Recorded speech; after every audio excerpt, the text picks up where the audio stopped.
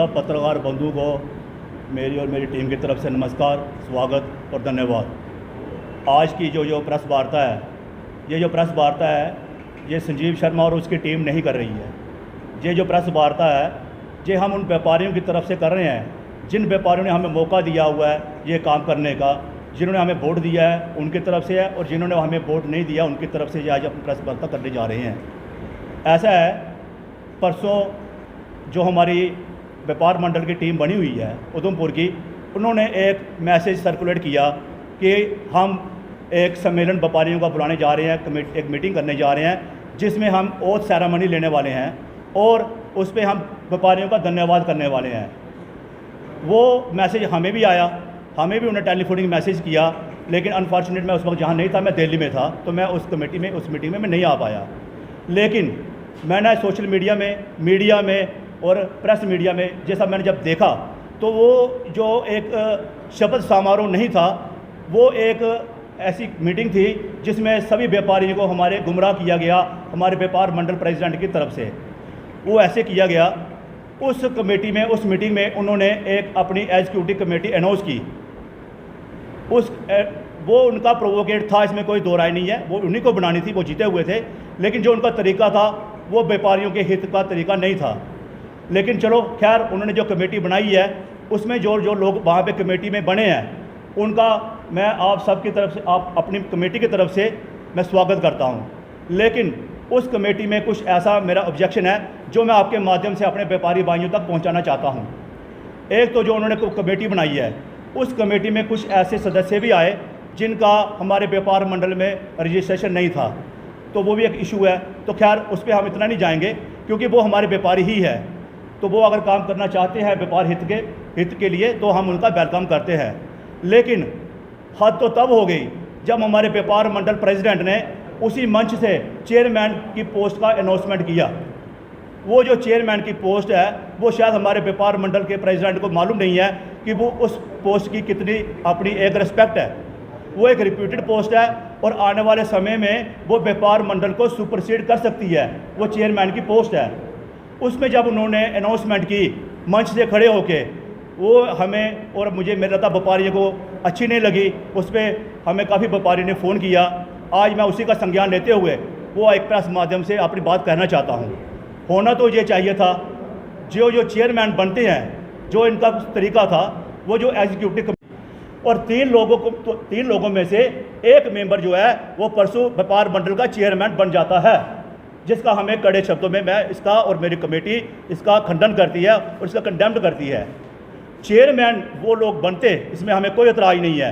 एक तो वो इलेक्शन कमेटी के मेंबर थे, हमने इसकी जो कंप्लेंट थी वो इलेक्शन प्रेसिडेंट के साथ करनी थी, लेकिन हद तो तब हो गई ये सब इलेक्शन प्रेसिडेंट के सामने हो रहा था और इलेक्शन प्रेसिडेंट हमारे मुख दर्शन होकर बैठे थे। उनको इस पर ऑब्जेक्शन उठाना चाहिए था। वो इसलिए उठाना चाहिए था क्योंकि तब तक वो इलेक्शन कमेटी के मेंबर थे, उनका इलेक्शन कमेटी का इस्तीफा नहीं हुआ था और ना ही हमारी इलेक्शन कमेटी भंग हुई थी। इन्होंने उस कॉन्स्टिट्यूशन की, हमारे व्यापार मंडल की, हमारी कमेटी की धज्जी उड़ाई है। उसी वक्त उनको बना दिया जबकि वो उस इलेक्शन कमेटी के मेंबर थे, तो वो सरासर गलत है, अनकॉन्स्टिट्यूशनल है। मैं आपके माध्यम से ये बात अपने व्यापारी तक पहुंचाना चाहता हूं। लेकिन मैं इसके साथ साथ ये भी कहना चाहता हूं, हमारे जो चेयरमैन बने हैं वो अच्छे हैं, अच्छा उन्होंने काम किया है और वो साथ साथ एक वार्ड के काउंसलर भी हैं। तो मैं ये कहना चाहता हूँ, हमारे व्यापारियों का कोई मसला होगा म्यूनसिपलिटी का, तो वो म्यूनसिपलिटी में उनको कैसे जाएंगे क्योंकि उनके सामने एक काउंसलर खड़ा होगा। हद तब वहाँ पे हमें मजबूर होना पड़ेगा व्यापारियों को, जब उनके ही वार्ड मेंबर में कोई व्यापारियों का कोई मसला होता है तो हमारे व्यापार मंडल के जो चेयरमैन है वो उसको कैसे सॉर्ट आउट कर पाएंगे, क्योंकि उस वक्त उनका आ जाएगा कि मैंने इससे वोट लिया, इससे वोट नहीं लिया है। हमारी जो चेयरमैन की पोस्ट थी ये नॉन कंट्रोवर्शियल पोस्ट है, इसमें कोई दो राय नहीं है। ये एक बड़ी रिप्यूटेड पोस्ट है, इसके लिए हम मानते हैं वो अच्छे हो सकते हैं, लेकिन उनको अपनी काउंसलरशिप से इस्तीफा देना पड़ेगा। मैं जहाँ तक ये जानता हूँ कि वो एक लोक विकास दल है, उसके भी कोई चेयरमैन है, वो उनको उस पर भी रिज़ाइन देना पड़ेगा और वो इस चेयरमैन की पोस्ट को संभालें। लेकिन मैं आपके माध्यम से ये मैं ज़रूर कहना चाहता हूँ कि वो तब तक अपने इस इस्तीफे को मंजूर ना, अपने इस पोस्ट को मंजूर ना करें और अपनी चेयरमैनशिप से इस्तीफा दें व्यापारियों के हक़ के लिए, व्यापारियों की हित के लिए अगर उनको काम ही करना है व्यापार मंडल में तो वो बाहर रहकर भी कर सकते हैं। संजीव जी, अगर वो कोई स्टेप नहीं उठाते हैं और तीनों पद पर अपना काम करते हैं, इसको लेकर कोई आप लीगल एक्शन लेंगे आगे जाकर? बिल्कुल, इस पर हम ऐसा करेंगे। जैसे देखिए, हमारे व्यापार मंडल के प्रेसिडेंट बने हैं, उन्होंने शुरू से ही हम व्यापारियों को गुमराह किया है। आज मैं 4 साल हम उनको भी बने हुए हो गए, अब दोबारा वो बन गए। आज तक उन्होंने व्यापार मंडल के अकाउंट का हिसाब किताब तक नहीं दिया। तो मैं आपको बताता हूँ, उनका जो टर्नओवर था 22 अप्रैल को ख़त्म था। 25 अप्रैल को उन्होंने हमारे व्यापार मंडल के अकाउंट से 80,000 रुपया निकाला है। आज मैं आपके माध्यम से ये भी उनसे पूछूंगा कि उन्होंने किस रेस्पेक्ट से वो 80,000 रुपया निकाला, उसका जवाब वो हमारे व्यापारियों को दें। रही बात, अगर आपका ये सवाल है कि अगर ये नहीं करते हैं तो हमारा क्या एक्शन होगा, इसमें मैं आपको क्लियर कर देता हूँ। जो भी एक्शन होगा हमारे व्यापारी भाई लेंगे, हम व्यापारियों के बीच जाएंगे। इसमें मैं ये भी बोलता हूँ, अगर उनको वहाँ अनाउंसमेंट ही करनी थी तो उसमें उसको कोरम पूरा करना चाहिए था। कम से कम हमारे 50% जो लोग व्यापारी हैं वो वहाँ पर मौजूद होने चाहिए थे, उनके सामने वो अनाउंसमेंट उनको होनी चाहिए थी। ये नहीं था कि उनके कुछ व्यापारी वहाँ पे आए थे, मैं उन व्यापारियों को वेलकम करता हूँ, लेकिन ये अनाउंसमेंट वहाँ पे अच्छी नहीं थी, ना उनको वहाँ करनी थी। वो सारा इलीगल है, वो सारा अनकॉन्स्टिट्यूशनल है। मैं आपके माध्यम से ये जरूर अपील करता हूँ कि वो जो चेयरमैन है वो अपने पद से रिज़ाइन दे और इस व्यापार मंडल की गरिमा को बनाए रखें। मैं जानता हूँ वो इस लॉ और आर्डर को, इस लॉ और कानून को वो अच्छी तरह से जानते हैं।